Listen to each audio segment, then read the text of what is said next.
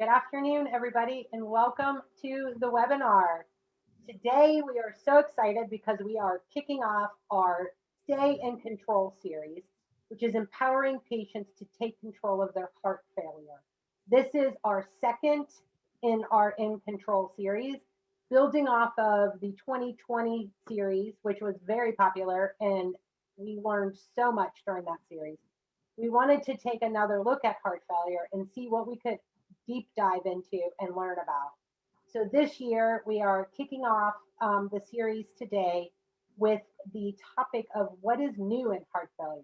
So what patients need to know about how we measure and manage heart failure today.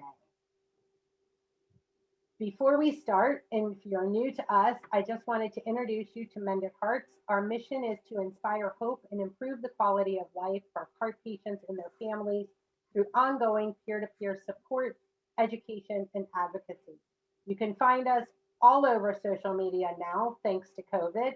We are not only online at mendedhearts.org and mendedlittlehearts.org, but we have a brand new website called myheartvisit.org, which allows you to connect to patients and caregivers across the nation in a variety of ways.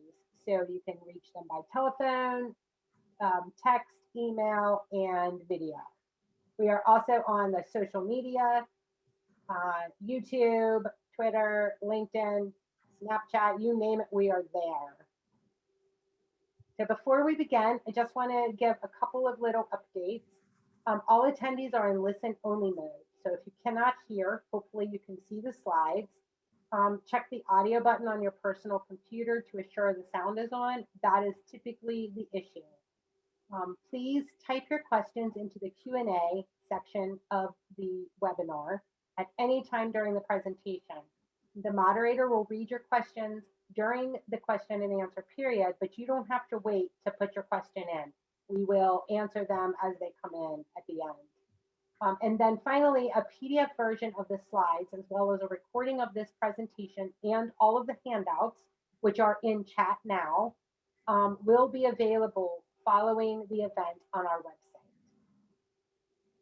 So now I'd like to introduce to you our lovely speaker for the day, Tracy DeMars. Tracy is currently with the Integrated Heart Failure Solutions team at Abbott, building education programs. So she is trained as heart failure nurse, and she has treated patients of all ages, including her work with the transplant team at the University of Minnesota. I am going to let Tracy give us some more background on her and get started. I am Andrea Baer, the Executive Director here at Mended Hearts. And Tracy, hopefully I can pass over the remote to you. Hi, everyone. I'm really excited to be here today and to participate in this education. As Andrea said, I have about 30 years, which is a little scary to think about, of time working in various components of heart failure medicine.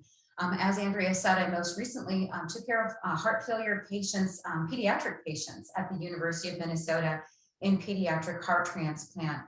But heart failure has really always been my passion, and that is why I moved over to Abbott, which is a company that makes a lot of new and innovative solutions and devices to help treat heart and heart failure patients.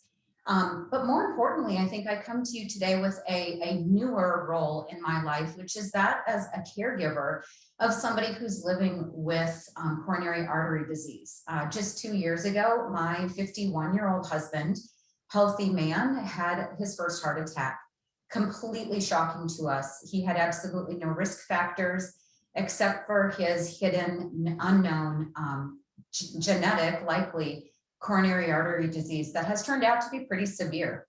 So I sort of fall into the same camp as many of you with, balancing life and heart disease and trying to figure out what is the right next step and what's out there, and advocating for myself, for our family, and for my husband, and being a support to him. And so really today, I want to share with you some of the very new things that Abbott is bringing to the heart failure space, but just in general, some tidbits that I've learned along the way that I hope will be helpful for you. At the beginning of this presentation, we'll go through some heart failure basics so that we can all be on the same page. And if it's a little basic for you, please stay tuned because I will get into our more advanced topics as the conversation goes today.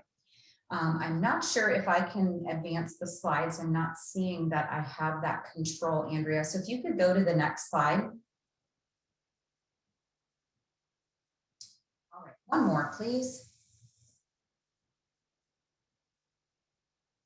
All right, so as I said, here's some of the basics. So heart failure is a long-term condition.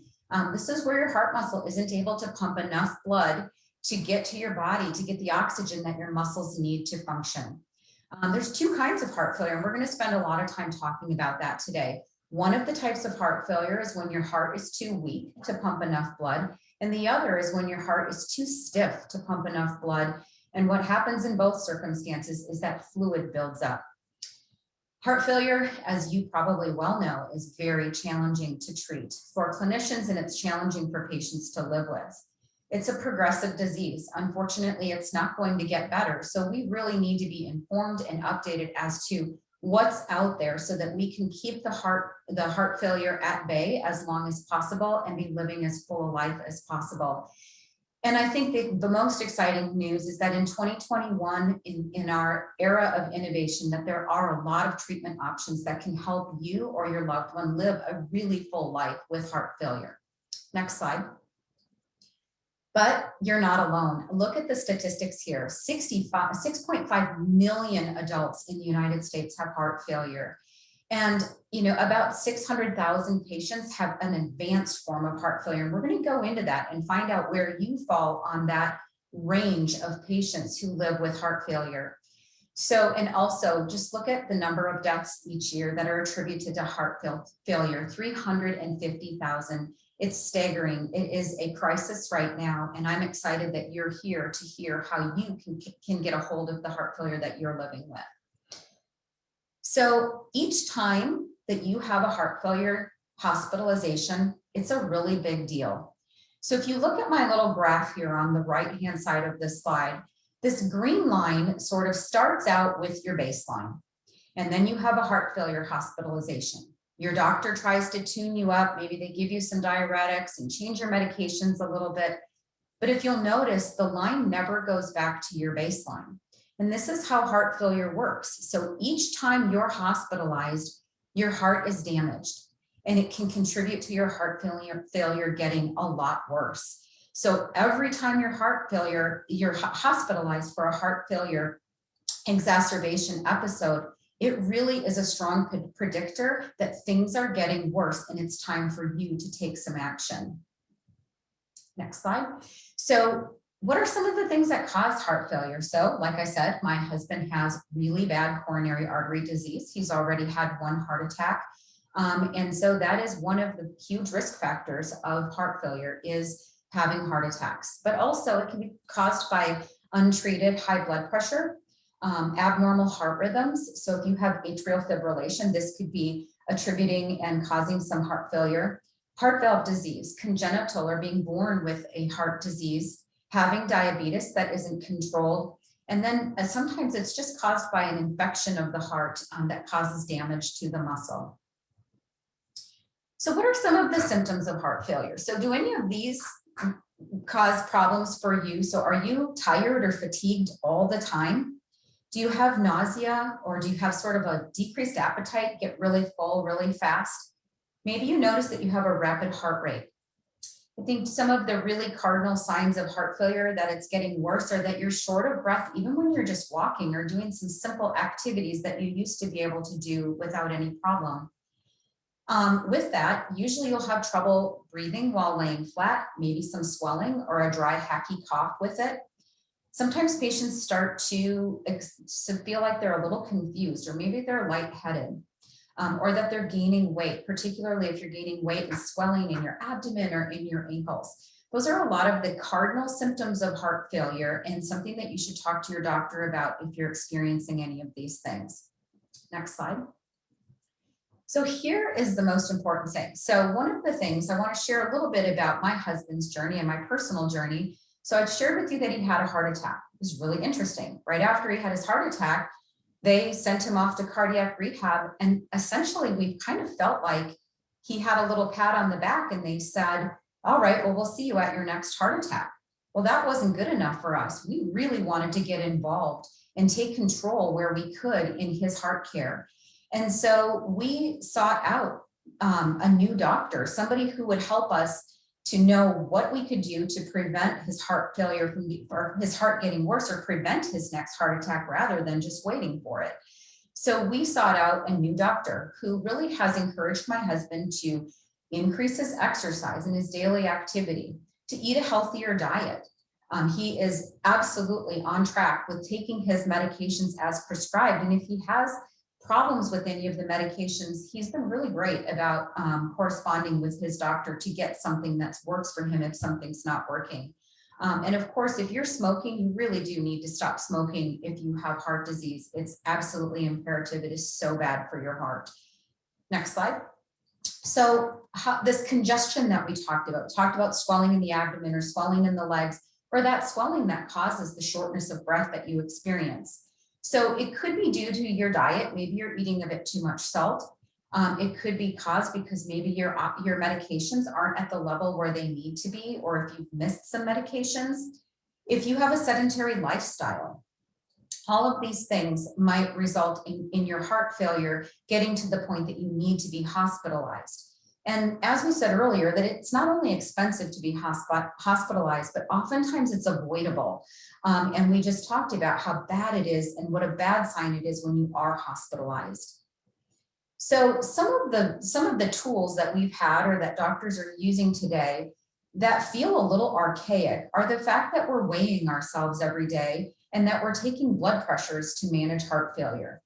These are usually signals that occur pretty late in the process when heart failure is getting worse. And so we're going to talk a little bit about some tools that are a little bit more up to date and really can predict when heart failure is getting worse long before you're just about ready to go into the hospital, and oftentimes before you're even experiencing symptoms. So this is where I wanted to talk with you about the differences in the two types of heart failure. So pay attention here, and I want you to think about where you fall in either of these types of heart failure. Maybe you already know because your doctor has told you, but we're going to go through a tool that is available now to help you understand what's available for your type of heart failure and also where you are on the heart failure continuum. So we're going to go through a couple of slides to sort of set up that tool. And this is the first one. So heart failure with preserved ejection fraction. So this means that your heart muscle is contracting normally, but if you look at the pink or salmon colored ventricle in this slide, you can see how thick it is. And because it's so thick, it's making the chamber or the area of the heart where the blood can go into really small, which means that even though the heart muscle is contracting, it's just not relaxing as it should. So the blood can't fill into the ventricle or into that chamber as much. So if you've been told that you have a stiff heart or a thickened wall, then you would be considered a patient who has preserved ejection fraction heart failure. So heart failure with reduced ejection fraction, this is when your heart muscle gets kind of thin. If you can see in the diagram all the way over to the right compared to the normal heart in this picture, you can see how thin that ventricle is. And because the muscle is so thin, it can't squeeze effectively to get that blood out of the heart into the body where it needs to go. And so this type of heart failure would be called reduced ejection fraction heart failure. So think about if your doctor has told you which one of those you fall into. And if you haven't been told, ask, what kind of heart failure do I have? Preserved or reduced ejection fraction? Next slide. All right, what is ejection fraction? So the ejection fraction is really important because this is the amount of blood that's in your heart that is pumped out to the body. So our hearts don't pump out all of the blood with every heartbeat. They pump out a percentage of blood. And so in a normal heart, your heart would pump out about 50 to 70% of the blood. So when your heart is really thick or really big and the walls are stretched really thin, you can imagine that the heart just can't pump that blood out. It's not strong enough, and it's very big, and it just can't get the strength or the muscle to contract enough to pump out all of that blood. So with reduced ejection fraction, it's really anything under 50%. So borderline would be 41 to 49, but if your heart is only pumping out 40% or less of that blood volume, that would fall into that camp of reduced ejection fraction heart failure, which is as one of the types. But in the preserved type, where your heart is thick, you may still be getting have a normal ejection fraction. It's just that because that ventricle is so small, it's not pumping out enough blood to your body. So you can see that there's a big difference between the two, and it's really important to know which kind of heart failure you have. Next slide. All right. So this is the last sort of tee up slide to my tool that I talked about that we're going to go through. So this is the progression of heart failure. So this is a very typical classification system that most cardiologists use to put patients on the continuum of heart failure. So we know that heart failure starts, you probably have very limited symptoms, you're really be able to live your life, maybe you even have a little bit of shortness of breath, but you are still living life pretty well. This would be considered class 1 heart failure. So as heart failure progresses, because it's a progressive disease, soon you will start having maybe some limitations of physical activity. You're comfortable when you're resting, but ordinary activity like maybe walking up the steps or walking to go get the mail causes a little bit of shortness of breath. That would be considered class 2 heart failure. As heart failure continues to progress, this is when patients start having a lot of limitations in physical activity. Maybe you have to take rests just to go get the mail, or really going to the mall or going to get groceries is more than you can handle because it's just too much walking and you get too short of breath. So less than ordinary activities result in you feeling really tired and short of breath. This would be considered class 3 heart failure.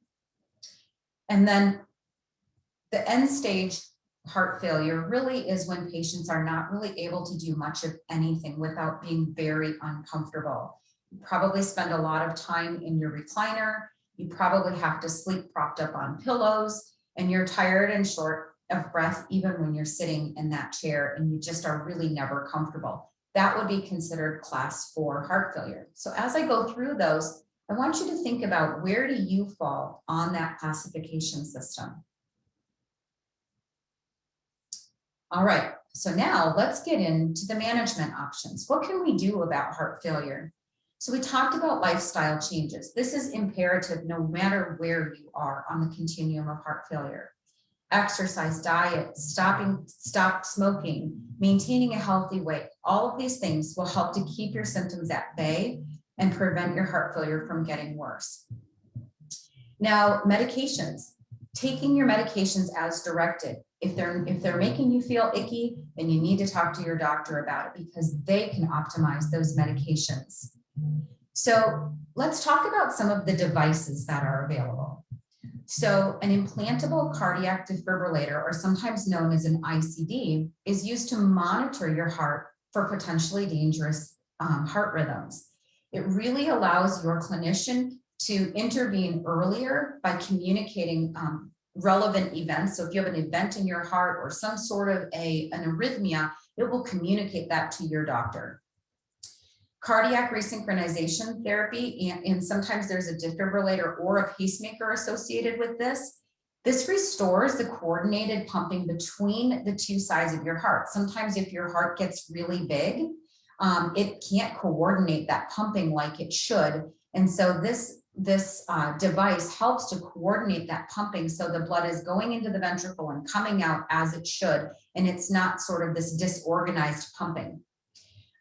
It helps. This is really effective. One of the things that it's been proven to do is reduce those hospitalizations that we talked about earlier, with a 22% reduction in heart failure hospitalizations in patients who had this device. So some of the other things that can happen as the heart gets too big is that because it's stretched really thick, really wide, the valves don't close as they should.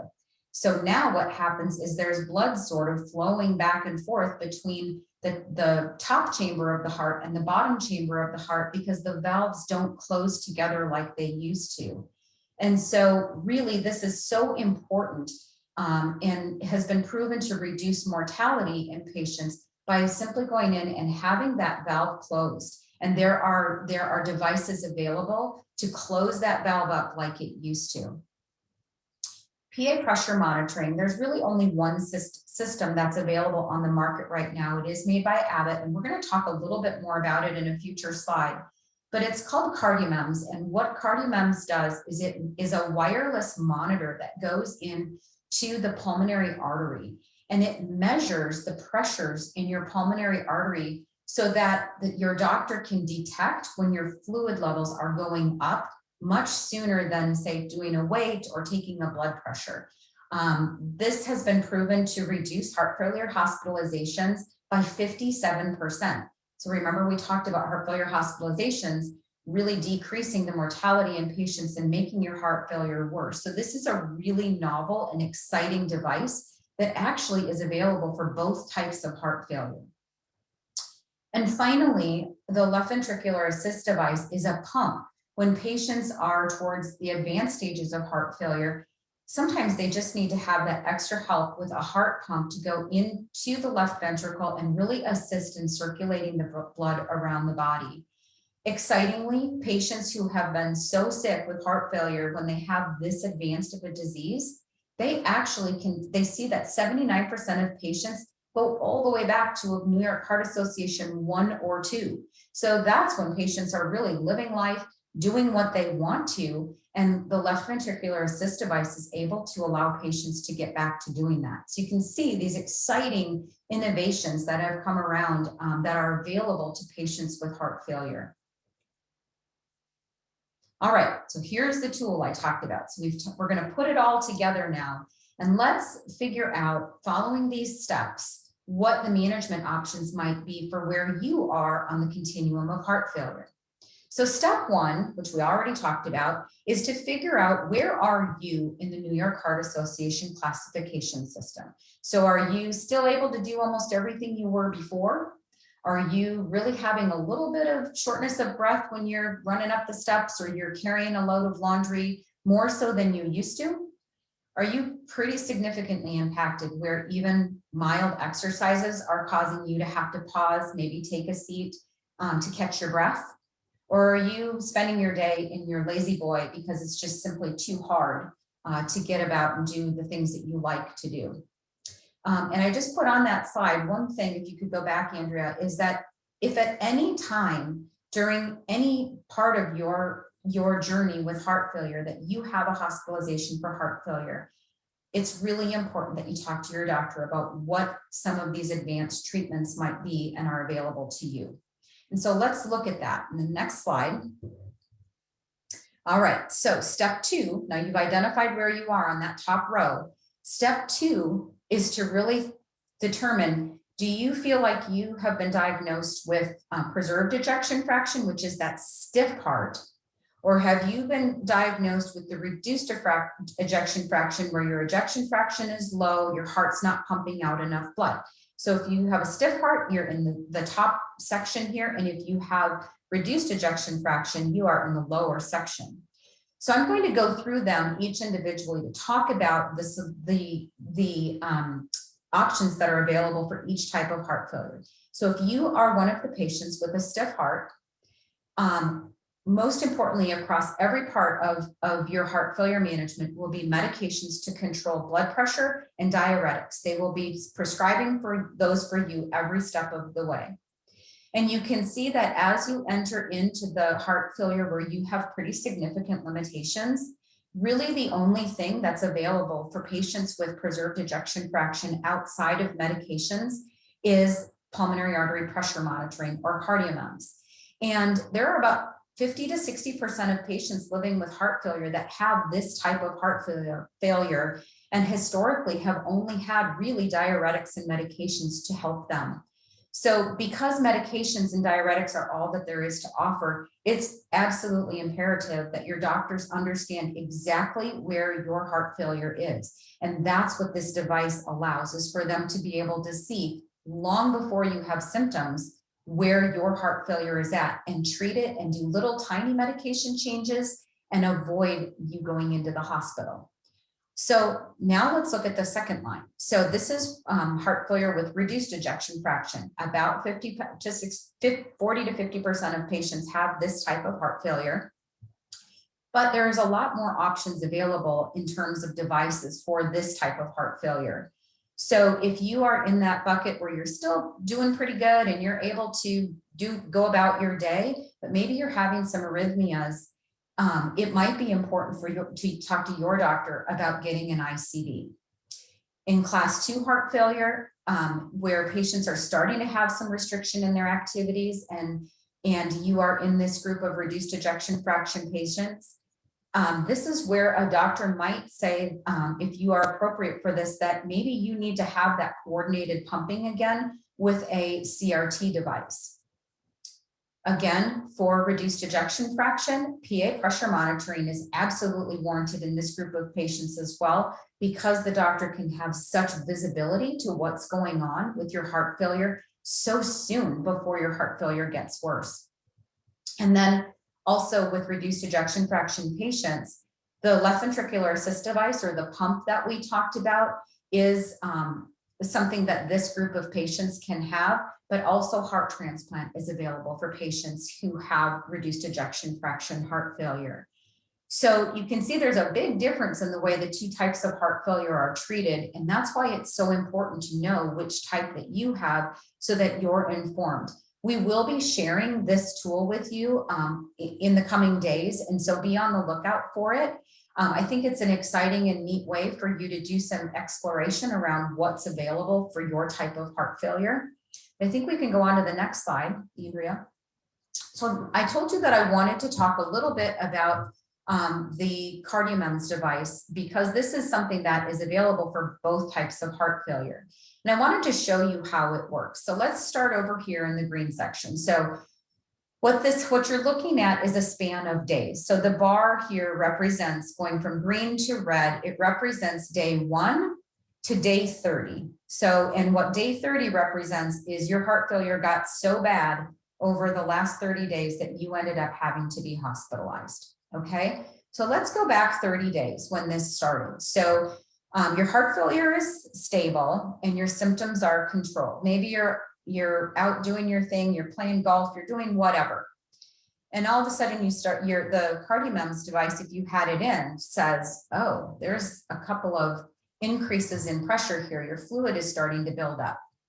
Who knows why? It just is. That's how heart failure works, right? We may have had a salty meal or something happened, but nonetheless, your pressure is starting to go up. You don't even know it. You have no symptoms. You feel fine. So a few days go by and your heart, unknown to you, is starting to get overworked. You might start feeling a little short of breath at this point. You might come up the steps and think, whoa, I'm really short of breath. But you don't think much of it and you continue on. So now you're at about 20 days that this fluid buildup is going on, and your signs and symptoms are getting worse. You're starting to get swelling. Now you see the scales start going up. You've gained a couple pounds and you're really short of breath at this point. And so that's about the time most patients will call their doctor and say, I've got a problem here. And the doctor will say, oh, wow, we really need to get on top of this. And they'll give you a great big dose of Lasix and try to get it under control. And sometimes they're just not able to do it with oral medications, and they need to hospitalize you for IV medications. All right, now if we replayed that with CardioMEMS, on literally day 1 or 2 of this, the CardioMEMS would have picked up that your pressures were going up, and your doctor would have given you a phone call and been able to make a very small change and avoided all of this. And, you know, as we talked about earlier, with all of this exacerbation, when your heart is taxed so much over these 28 days or 30 days that we talked about, it taxes your heart and it puts stress and pressure on it, which is just going to make heart failure get worse faster. So our goal is to keep it under control and to keep making small changes in medications. And that's what the CardioMEMS device really helps your doctors to do. And so if it's a great device, I think that if you are falling into that class 3 heart failure, as we talked about earlier, it might be something to talk with your doctor about. All right, next slide. All right, so we have some education that is available to you. So if you are if you're on this call, you're probably one of those people who really likes to learn about, and I'm just excited that you want to take control of your heart failure. Heart failure is serious though, and with some of these treatments, you can really lead an active life. So it's very important to connect to a clinic to understand your treatment options, like my husband who had to find a different clinician to help him with this. We do have on this abbott.com/heart failure website, a clinic locator where you can put in your zip code to find a doctor who maybe has some of these innovative devices in their toolkit to help you, or at least they can talk with you about it. But if you just want some education around this, on the right side of the screen on the bottom, I have a QR code for CardioMEMS. And on the left side is that heart pump called HeartMate 3. And if you take your phone out as we're wrapping up here and just hover your camera over whichever code you're interested in, it will put you on a education journey for about 13 days, one message for 13 days, and then the messages stop. And it just helps to educate you not only about heart failure, but also about these devices that we just talked about today. And I don't have anything more. I just want to really, applaud you for being on this call today, for taking charge of heart failure, and really encourage you to be an advocate for you or for your loved one around heart failure, because there are a lot of really amazing tools and strategies available in our modern era to treat heart failure. Thank you. Thank you so much. So I am. Can you hear me now? Yes. Okay, sorry, I had a little bit of an echo there for some reason. I just want to thank you, but I know that we have some questions in the Q&A. I do want to remind everyone that you can put your question in the Q&A box, and we will ask Tracy about them, and she can give you her expert opinion. I have 2 questions that I want to start out while everybody's typing theirs in. First, can you explain why an LVAD would not be appropriate for a preserved ejection fraction heart failure patient? That would be the first question. I can't give you the pathophysiology behind why we are not indicated in that group of patients, but I would have to divert that to patients' doctors to ask that question, but it is heart transplant and LVAD are not warranted in that population. Okay, yeah, that was my question. It was confusing to me because when I was listening, I was like, I wonder why you can't get a transplant if you have preserved ejection fraction, or I wonder why you can't get an LVAD. So maybe that's a question we can ask as a follow-up webinar. We can get answers to. That was just my question. I was curious. The second one I have before we turn it over to Mandy for the Q&A is, with COVID-19 having such a adverse effect on the heart, do we think that heart failure will be something that we have to look at from complications of COVID? I think that on a previous webinar, on this webinar, I believe that Dr. Adamson, our medical director, spoke to that. And I have been reading many forums about the concern of the impact on the heart and COVID-19.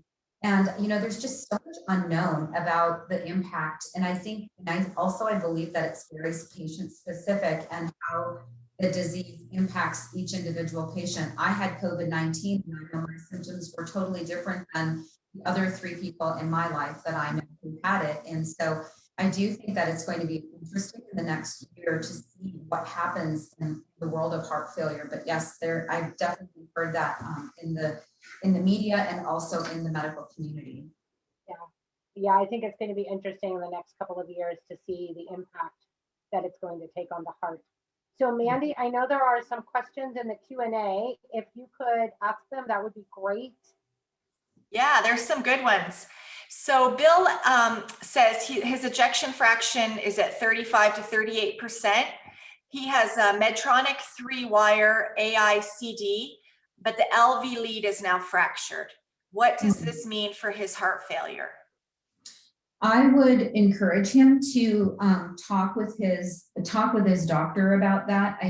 Anytime you have a fracture in your device, I think that it's time to get on the radar of your doctor and find out what's next.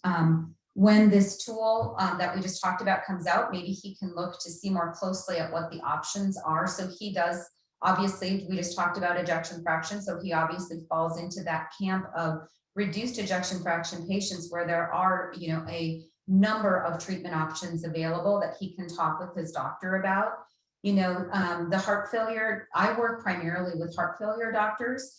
And I know that they just are, heart failure doctors are experts in heart failure. And while cardiologists and all kinds of cardiologists can manage heart failure, they really work to stay up to date on the most current and innovative treatments for heart failure. And so that's another thing we didn't talk about on this call, but I think that, like we sought out a preventative care doctor when my husband was seeking care. I think that seeking care from a heart failure cardiologist, or at least partnering with them with your cardiologist, is really important. Thank you. Fredonia says, a patient with an ejection fraction of 11 receives an ICD and 10 years later has an ejection fraction of 49 to 51. Does the diagnosis change from a reduced ejection fraction to a preserved ejection fraction? No, that's a good question. I know that it can be a little confusing. It's really important. And I know I tried to do my best to explain reduced and preserved, but I know that it's confusing. It's confusing for medical people, much less for people who are not medically trained. So it does not change. The difference between reduced and preserved is all about what's going on in your heart. So what is causing your heart failure? And so that person would need to talk with their doctor and say, which kind of heart failure do I have? And again, being on the radar of a heart failure team and being at least collaborating with them in your care is really important. But no, it does not change. The pathophysiology is the pathophysiology. Whatever caused your heart failure isn't going to change. It's going to remain one or the other. Tracy, can I ask a personal question about that? So if your ejection fraction improves that much, can you go backwards on that bucket of going from a stage 3 heart failure back to stage 2? Yes, absolutely. So remember I talked about with LVAD, so patients who get a heart pump or a HeartMate 3 or an LVAD, what that is these patients are really sick. I mean, oftentimes, and I've had the privilege of working with and being around them for many years, and it's so interesting to me. These patients are extremely sick. They're typically, either on the transplant list or maybe they're not eligible for a transplant. And so these patients are very sick. And they put the HeartMate 3 in, and for 79% of the patients in our most recent study, 79% of those patients went backwards on that scale to a New York Heart Association 1 or 2, and they would have been on the end of the scale prior to getting it. So they really, I think that was what, prompted me from moving from clinical medicine into working with this company, because I saw these innovative solutions that they were finally making to really change the way patients were living with heart failure. So yes, you can go backwards on that scale with the right treatments. Yeah, that's very exciting. Bradley asks, are cardio memes widely done? How many units have been prescribed? So CardioMEMS, it has been around for quite some time. I don't know the exact number. It's in the 10. It's well over probably. I would guess it's in the tens of thousands. There have been many of them around, implanted, and so it's a simple cath procedure where they insert the CardioMEMS device. It's typically a same day procedure where it's inserted into the pulmonary artery. And then that's where it stays, and you lie on a pillow each day and push a button. It takes no more than 90 seconds. And the reading then wirelessly goes to your doctor, and they don't even call you if your number is fine, and they can just keep track of you. And as soon as your number gets out of the range that they want it to be, they will give you a phone call and say, hey, your number is too high and we need you to take a little more Lasix. And so it's able to allow your doctor to monitor it very closely. And again, if you're curious about talking to a doctor who is implanting CardioMEMS, the website that we had on the screen earlier, and maybe we can set it out, Andrea, after the call again, will allow you to put your zip code in so that you can find the closest doctor to you who puts those in. Yeah, and just as a follow-up on the 2020 series of In Control, we had an entire webinar based on the CardioMEMS, and one of the doctors who runs a heart failure clinic in St. Louis, I believe it was St. Louis, discussed how it's helping him and his patients manage heart failure in like rural communities and everything, because it's such a great tool, and he doesn't need to have his patients come back in, to be monitored as often. So that is in the 2020 In Control series of webinars that's on our YouTube channel now, if anybody's interested in going back and watching about the CardioMEMS. And one of the tools that I sent out, whoever asked that question, if you do have more questions about the CardioMEMS, one of the tools I sent out is an education pathway. And so enroll for that. It's just 13 days. You'll get a 4-minute message each day, and it will educate you around, and you can give the code, or you can have your family enroll it if they're interested in it, but it will just provide you with information around the device to help you make the decision if it seems like it's right for you. We have one more CardioMEMS question, and then Rebecca, I am going to go back to yours because it's a good one. But Bonnie asks, if a person's EF is 25%, but she's a class 1 or 2 activity level, are they a candidate for CardioMEMS? That would be up to the doctor. And so there are, when we have our, anytime with a device company that a device is indicated, there are certain things that, categories that a patient and symptoms that they have to fall into. So again, every situation is so unique. But I would reach out to your doctor and find out if it's appropriate for them. Or again, if they're not familiar with the device, this is where self-advocacy comes into play. If my husband and I would have walked away and said, okay, we'll go wait for his heart attack to happen, we would have been in a very different situation than we are today. But taking the ball into your own hands, now you've learned about this, that it's out there. Your doctor may just not have heard about it yet, but there are many, many doctors out there putting these devices that we've talked about today in, and advocating for yourself to find those people who are sort of on this cusp of innovative technologies for managing heart failure. Rebecca let us know that unfortunately their local cardiac rehab centers closed, and her husband really enjoyed getting that individual attention. Do you have other options or suggestions that he could go to get exercise and that special, exercise guidance? Oh my goodness, that is like just a person, personal, and so COVID, right? So I think that, it depends on, what's available and where you are in the country and how closed down we are. I know that,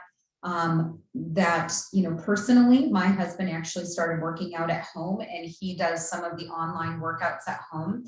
He found a cardiac website that helps him with workouts at home because his gym also closed.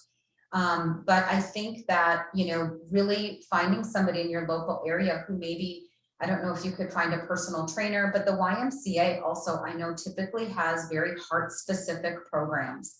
And I was just talking about that with somebody today, and I feel like the gym is just as much for our hearts as it is for our mental stability as well. So I hope that you can find something, and I encourage you to keep looking.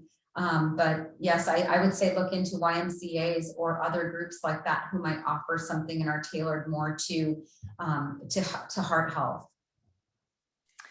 And Laura has a question. I'm not exactly sure what it was. I'm going to read it to you. She said that she had cardiac arrest, CPR with 3 shocks, And although she left the hospital with a diagnosis of heart failure, she was able to return to a normal ejection fraction. So it was apparently the cause of the heart failure to have that vigorous CPR. Have you heard that before? Is that a cause of that someone can go into heart failure because of CPR? First of all, Laura, I'm sorry, that sounds terrible and scary. I can't, because I don't know your exact situation, I can't speak to that, what it was caused from. But, there's a number of things that can cause heart failure. As we talked about earlier in the slides, sometimes an arrhythmia can be the cause for somebody having cardiac arrest, which is why a patient would have an ICD placed. To prevent them from having those sudden stopping, your heart suddenly stopping. So that would definitely be, if you're not seeing a cardiologist yet, I would definitely be on, seeing a cardiologist, if not a heart failure specialist. Okay. Jim asks, LVADs used to be the short-term bridge to heart transplant. So what changed with their design to permit them to be long-term use? Yes. Oh my gosh, so much has changed. They are, so we have a new device. So HeartMate 2 sort of changed the world in terms of LVADs. And so there are some patients who have lived as long as 12 years. So there's sort of two buckets of patients who go on an LVAD. It's those patients who are bridging to transplant. So they just need to be on that pump until they can get a heart for them. But some patients, so say for example, they are over the age limit for what your transplant center says they would implant you. Usually that number is about 70. Well, 70 doesn't feel all that old, right? We still have a lot of life left at 70. And so now one of the other indications for LVADs is that they will put them in as what's called destination therapy, or DT. And those patients will just live the rest of their life on their device. And so some patients with HeartMate 2 have lived 12 to 13 years on their device on one HeartMate 2 pump. But now, a couple of years ago, the HeartMate 3, the newest LVAD, came out. And it has a very low profile for adverse events. So as these pumps were developed over time, of course, there was learnings that they had. There were adverse events that patients would have, and HeartMate 3 has lowest adverse event profile of any LVAD ever made. And so patients are just really living great lives, because it's not great to have an LVAD put in if you're going to have all kinds of problems, right? And so that, I think, is what has changed the game for LVADs, is that the adverse event profile is really low, and in for sure the HeartMate 3 device, but there are patients who have lived a really long time on HeartMate 2. So if you are at that ending phase of heart failure and you haven't talked to your doctor about an LVAD, absolutely talk to them if you have reduced ejection fraction heart failure, because patients, I can tell you a story of my 14-year-old patient. He was 14 and had a sudden cardiac arrest. He went down in his front yard playing football. He had a virus that had attacked his otherwise totally normal heart. He was on every life support machine you can imagine, which is definitely not the optimal time to implant somebody with a device, with a pump. And they put the HeartMate 2 pump in him, and he went back to living a totally normal life. As he went back to high school. Just 21 days later, he went back to high school after this terrible event. And so he went on to get a transplant. He went on to live, really nicely with his HeartMate 2. And so they are pretty amazing devices. This is a follow-up to that. With the success of the LVAD, why do people need to wait until that last stage to get the device? So because there's so many other options available for patients, it's sort of that class 3 into class 4 group. And so it's up to your doctor, but they definitely don't want to wait until you are really, really sick to get in. Sick meaning you're in the hospital, your heart has totally failed. They don't want to wait till that point. They really want to hear from you earlier in your disease, so that you can really be on their radar, and then the heart failure doctor can determine when the optimal time is for your implant. And so that is something they want to hear from. I think it's the #1 complaint of our transplant centers is, gosh, we just get these patients so late in their disease that it's too late for us to do anything. So, you know, again, I can't say enough. If you're not seeing a heart failure specialist, please do get on their radar because they have the tools in their toolkit to help you. I think we've got 2 more questions I can see. Thomas asks, what's the range of numbers for PA? It's variable. It varies from in men and women. So I would, I mean, I can't tell you off the top of my head what normal would be. But, you know, what I would do is, I mean, you can Google what normal would be for a man or a woman. But again, it's very dependent on your heart failure. So if you're living with heart failure and your PA, you know, that would depend on where your PA falls and what your doctor would consider something that they would want to intervene. Okay, thank you. And Jim says, if you are not suffering from a worsening condition, is your arterial pressure still gradually increasing? Read that again, please. If you're not suffering from a worsening condition, is your arterial pressure still gradually increasing? I don't really understand that question, but let me answer it the way I think it's being asked. So PA pressure increases when the fluid starts building up it backs up from the heart, builds up in the lungs, and then it starts to increase in your PA. And so anytime that, and like I said, with CardioMEMS, what's really interesting is that you can start seeing that fluid build up when it's just starting. Because the pressure starts backing up in the system. It's really just a connected system that pressure starts building up. So it can be a variety of things, like, you know, say for example, you have a CardioMEMS in and you go to a barbecue and you have, you know, some fried chicken, you know, maybe they've got some sausages there and you're just like, I'm going for it today. And you have one of everything. And the next day, your doctor might call you if you have a CardioMEMS in and say, whoa, what happened? Because your pressure would be, the pressure would be so sensitive that it would identify that, that the pressure went up in your pulmonary artery just from that behavior. So it's pretty sensitive. And so that there can be a number of things that can cause it to go up. But it's very sensitive, and so you can see how carefully your doctor would be able to manage your patients if you have that device, or your medications if you have that device in. Can you just, Bonnie wants clarification on what does PA stand for? Pulmonary artery. Thank you. And I think that's the only, that's the last of the questions. We had a lot of them. People had some great questions. Yeah, thank you all so much. And Tracy, thank you so much for spending this hour with us. We truly appreciate your knowledge and all of your information. For everyone listening, we will send out the recording of this webinar and with the handouts that are in the chat that you can download. So if you weren't able to access them or you want to get them to share with friends or family, no worries, it will be coming within the next day or so.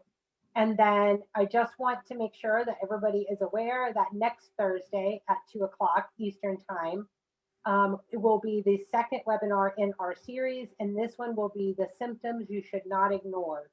And I think this one is going to be great because sometimes we don't know that the symptoms are indicative of heart failure, and we just think that it's just because of aging. And so it's really important for us to know in advance what to look for and which ones we should not ignore. So thank you all for joining us. Tracy, thank you so much for spending your time with us. And everybody have a great day.